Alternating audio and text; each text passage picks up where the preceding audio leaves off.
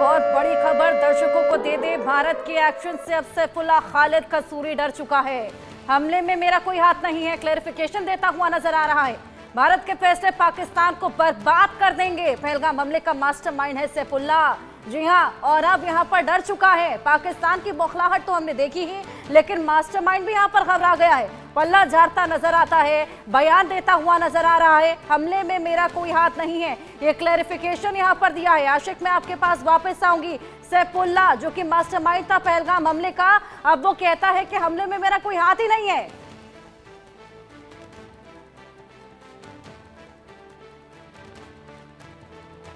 भारत के एक्शन से पाकिस्तान की बौखलाहट साफ नजर आ रही है। जो तमाम तरह के एक्शन यहां पर पाकिस्तान कर रहा है, कभी बैठक बुला रहा है, कभी गश्त बढ़ा रहा है, कभी वायुसेना को अलर्ट कर रहा है, छुट्टियां रद्द कर रहा है और लगातार बयानबाजी कर रहा है, उसके बावजूद नौज दिखा रहा है। कहता है कि हम न्यूक्लियर पावर हैं। और अब आप देखिए, जो बयान है ना, वो साफ तौर पर यह दर्शा रहे हैं कि अब पाकिस्तान डर चुका है, खौफजदा है। जिस तरीके से भारत लगातार एक्शन ले रहा है, बैठकों का दौर लगातार जारी है। जो कल सीसीएस की बैठक में तमाम फैसले लिए गए, उसके बाद अब यहां पर डरता हुआ नजर आ रहा है।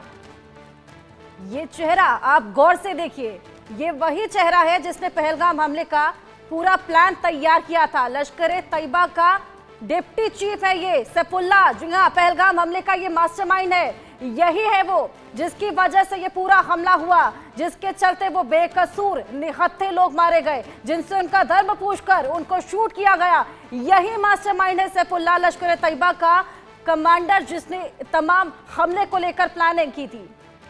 ये चेहरा आप अपने जहन में बिठा लीजिए।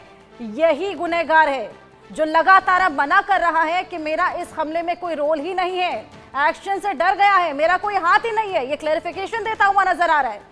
पहलगाम हमले का मास्टरमाइंड अब पल्ला झाड़ता हुआ नजर आ रहा है। ये सैफुल्लाह, इसके तस्वीर को आप अपने जहन में बिठा लीजिए। ये हम सभी का गुनहगार है। जो तमाम लोग, जो तमाम पर्यटक वहां पर पहुंचे हुए थे, उनको शूट करने के पीछे, इस पूरे हमले के पीछे इसी ने प्लानिंग और प्लॉटिंग करी थी। पहलगाम हमले का मास्टरमाइंड सैफुल्लाह, जो अब पल्ला झाड़ता हुआ नजर आ रहा है। आज आशिक, मैं आपके पास वापस लौटूंगी। पहलगाम हमले का मास्टरमाइंड सैफुल्लाह, जिसको हम दर्शकों को लगातार दिखा रहे हैं, क्या बयान इसने दिया था ये भी हमने दर्शकों को सुनाया था। किस तरीके से प्लानिंग और प्लॉटिंग की थी ये भी दर्शकों को दिखाई थी। लेकिन अब पल्ला झाड़ रहा है, कहता है कि इस हमले में मेरा कोई हाथ ही नहीं है।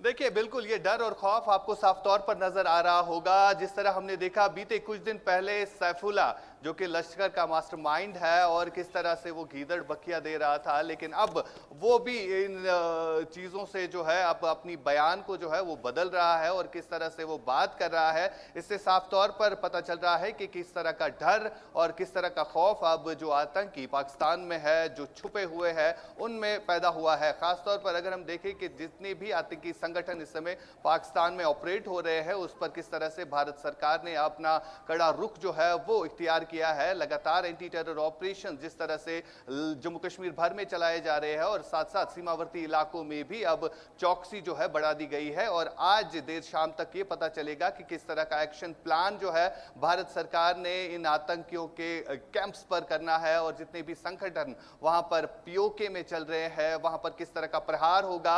हमने देखा जब 2019 में सर्जिकल स्ट्राइक हुई तो कई सारे आतंकियों का कैंप्स जो है उनको नष्ट किया गया, और जिस हिसाब से देश भर से, कश्मीर से ये मांग उठ रही है कि इसी तरह का स्ट्राइक एक और होना चाहिए, क्योंकि लगातार पाकिस्तान से आतंकी जो है यहां पर माहौल को खराब कर रहे हैं, जिसके नतीजे में यहां पर मासूम लोगों की जानें जाया होती है। हमने जिस तरह से पहलगाम के अटैक को देखा कि किस तरह से निहत्थे लोगों को निशाना बनाया गया, वहां पर खून की होली खेली गई। ये नहीं देखा गया कि बच्चे, बुजुर्ग, जितनी भी महिलाएं वहां पर थी वो चीख रही थी, चिल्ला रही थी, और उसी के चलते जो है अब हालात जो है काफी तनावपूर्ण बने हुए हैं पाकिस्तान में भी, और पाकिस्तान में जितने भी आतंकी इस समय मौजूद है उनमें भी इस तरह का डर जो है अब साफ तौर पर झलक रहा है। हर्षा, बिल्कुल आशिक, आपके पास मैं वापस लौटूंगी। एक और बड़ी खबर दर्शकों को इसी बीच दे दे। पहलगाम में आतंकी हमले का मामला, जिसको लेकर लगातार अपडेट्स हम आपको दे रहे हैं। पेंटागन के पूर्व अधिकारी का भी एक बड़ा बयान सामने आया है।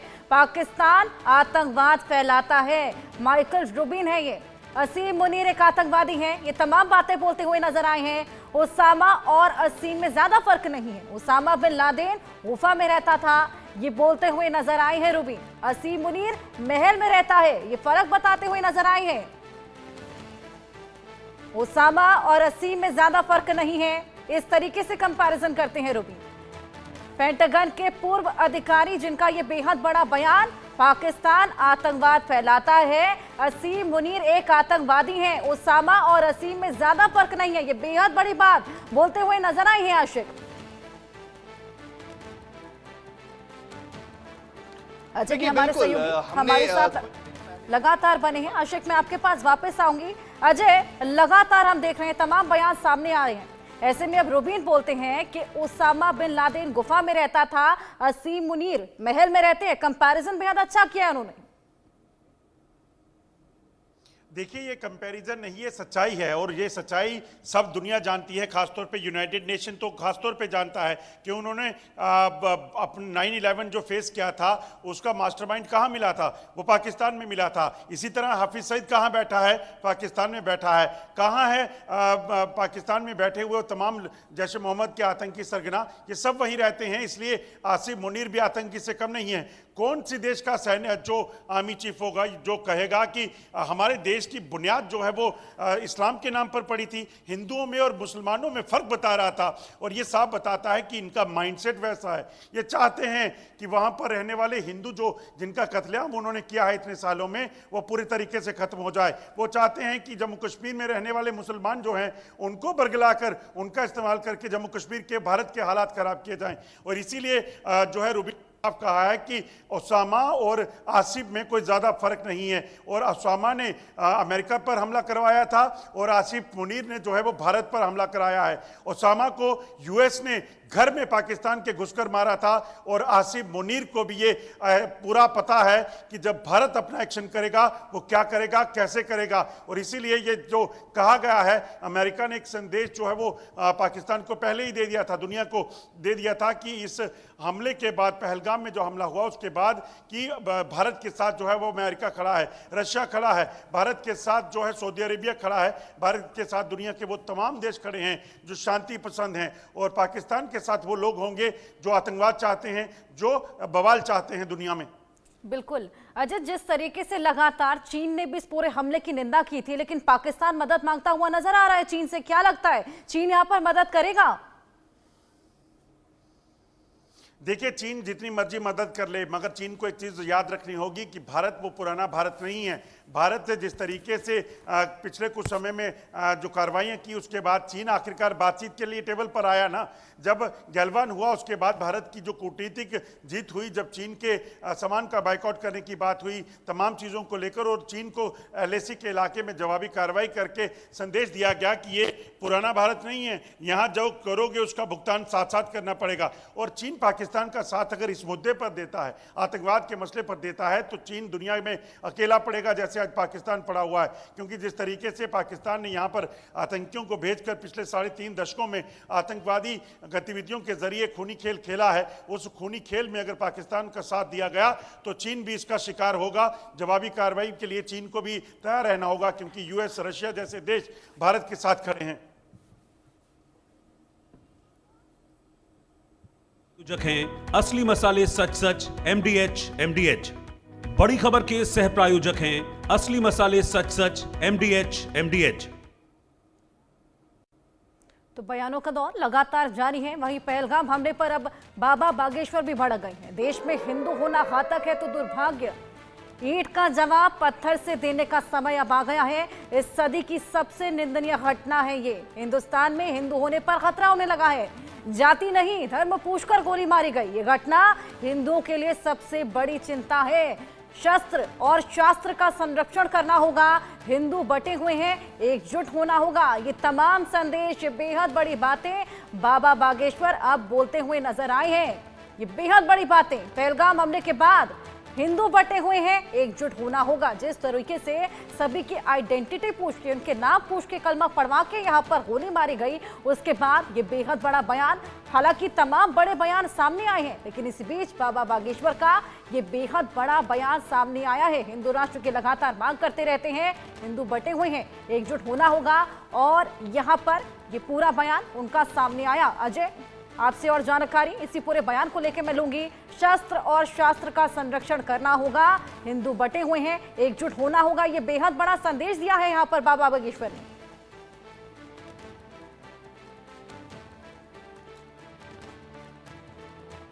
अजय, आप मुझे सुन पा रहे हैं? चलिए अजय से जुड़ने की कोशिश करेंगे। लगातार यहाँ पर बयानों का सिलसिला जारी है। बाबा बागेश्वर ने क्या कुछ कहा, आइए ये भी आपको सुनवा दें। हिंदुस्तान में ही हिंदू होना अगर घातक हो जाए तो इससे बड़ा कोई दुर्भाग्य नहीं होगा। पहलगांव में जो घटना हुई, इस सदी की सबसे निंदनीय घटना है। उन्होंने ना ये पूछा कि आप किस जाति के हो, ब्राह्मण हो, क्षत्रिय हो, वैश्य हो या सेवक हो। उन्होंने ना एससी पूछा, ना एसटी पूछा, ना ओबीसी पूछा, ना सवर्ण पूछा। उन्होंने ना ये पूछा कि तुम तमिल बोलते हो या मराठी बोलते हो या गुजराती बोलते हो या पंजाबी बोलते हो। उन्होंने सिर्फ ये पूछा क्या तुम हिंदू हो, और गोली मार दी। इससे बड़ा दुर्भाग्य इस देश का कभी नहीं हो सकता है। हिंदुओं के लिए सबसे बड़ी चुनौती यह हो गई कि अब तुम हिंदुस्तान में हिंदू होने पर खतरे में, और वहां जहां तुम 80% हो। क्यों? क्योंकि हमें लगता कि हम लोग बटे, इसलिए हालों में पड़े ईंट का जवाब तो पत्थर से देना चाहिए। पाकिस्तान सुधर नहीं सकता है, ये तो तय है। हम यही अंत में कहेंगे हिंदुओं से, अब नहीं जागे तो कभी नहीं जागे। इसलिए हम सबको एकजुट होकर के अपनी शक्ति बल को बढ़ाना पड़ेगा। शस्त्र और शास्त्र दोनों का संवर्धन, दोनों का संरक्षण करना पड़ेगा। तो बाबा बागेश्वर को आपने सुना, अब नहीं जागे तो कभी नहीं जागे, बेहद बड़ा संदेश यहाँ पर दिया। वही पाकिस्तान को भारत के एक्शन का डर हो गया है। रात भर खौफ में रही है पाक एयरफोर्स। पाकिस्तान ने खौफ के साए में पूरी रात काटी है। कराची से सीमा पर भेजे गए 18 जेट यहाँ पर भेज दिए गए सीमा पर। लगातार चौकसी पाकिस्तान में बढ़ा दी गई है, तमाम बैठकें वहां पर की जा रही हैं, गश्त बढ़ा दी गई है, एयरफोर्स को अलर्ट कर दिया गया है, छुट्टियां रद्द कर दी गई हैं। खौफ के साए में वहां पर रातें कट रही हैं। आशिक, मैं आपके पास आऊंगी। कराची से सीमा पर 18 जेट भेज दिए गए हैं। बौखलाहट साफ नजर आ रही है यहाँ पर।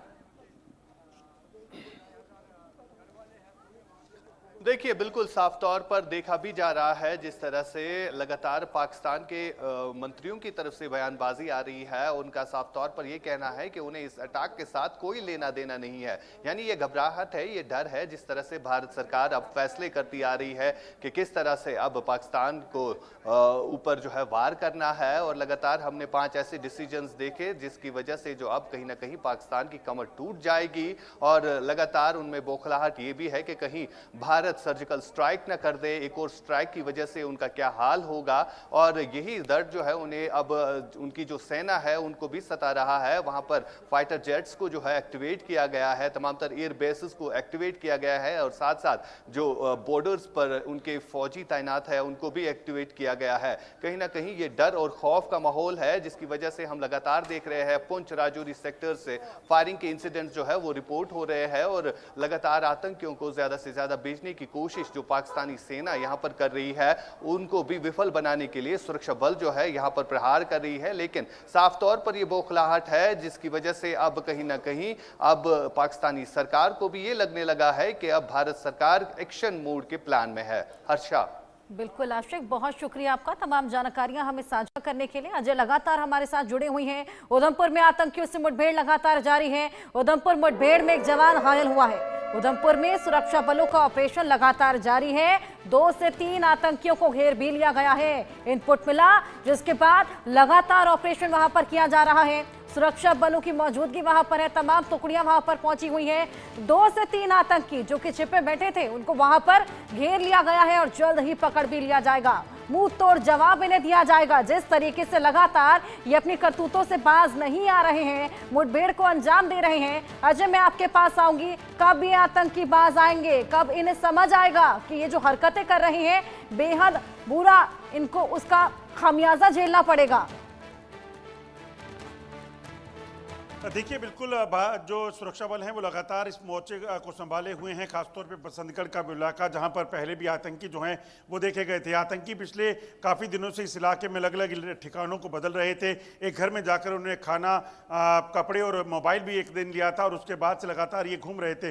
बसंतगढ़ में सुरक्षा बलों को बीती रात एक इनपुट मिला था कि इस इलाके में कुछ आतंकी देखे गए हैं, जिसके बाद सुरक्षा बलों ने ऑपरेशन को लॉन्च किया और एक मुठभेड़ शुरू हुई। आतंकी जंगल में छुपे हुए थे और अचानक से जो उन्होंने फायरिंग की, उसमें भारतीय सेना का एक जवान जख्मी हुआ है, जबकि ऑपरेशन अभी जारी है और कोशिश की जा रही है कि ये छुपे हुए आतंकियों को जल्द से जल्द मार गिराया जा सके। दरअसल ये जंगल का इलाका है, ये कठुआ जिले के उस इलाके से सटा हुआ है जहां पर सुरक्षा बलों ने कुछ समय पहले 2 आतंकियों को मार भी गिराया था। दरअसल अंतर्राष्ट्रीय सीमा का कठुआ जिला जो है, वहां से आतंकी घुसपैठ करके ग्रुप जो है वो 4 से 5 आतंकियों को आया था, जिसे पहले सान्याल और उसके बाद दुजाना में जो है वो ट्रेस किया गया और वहां पर 2 आतंकी मारे गए। वहां से 3 आतंकी अभी भी फरार थे और वो लगातार अपनी लोकेशन बदल रहे हैं। माना जा रहा है कि ये वही आतंकियों का ग्रुप है जो वहां से निकलकर उधमपुर के जंगलों में पहुंचा था और यहीं से वो चाह रहा है कि वो अपने बाकी साथियों के साथ जो परिचित में है, जो डोडा में है, किश्तवाड़ में है, वहां तक पहुंच सके। मगर सुरक्षा बलों की घेराबंदी से निकलने में कामयाबी इनको नहीं मिल रही है,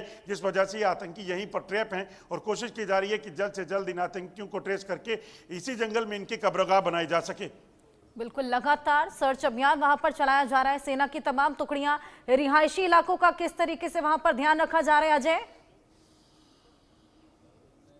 देखिए, दरअसल जंगल के इलाकों में कई जगह रिहायशी इलाके रहते हैं। उन रिहायशी इलाकों में आम लोगों को नुकसान पहुंचाने का अगर आतंकी कोशिश करें तो यकीनन सुरक्षा बलों के लिए बड़ी चुनौती है। ऐसे में सुरक्षा बलों ने उन लोगों को भी कहीं ना कहीं इस चीज़ के लिए तैयार रहने के लिए कहा है कि कोई भी अगर संदिग्ध दिखे तो उसकी जानकारी सुरक्षा बलों के साथ साझा करें। इसके अलावा आपको बता दूं कि जो भी गाँव इस इलाके में हैं, उन्हीं गाँव में जो है वो विलेज डिफेंस गार्ड जो है उनको तैनात किया गया है।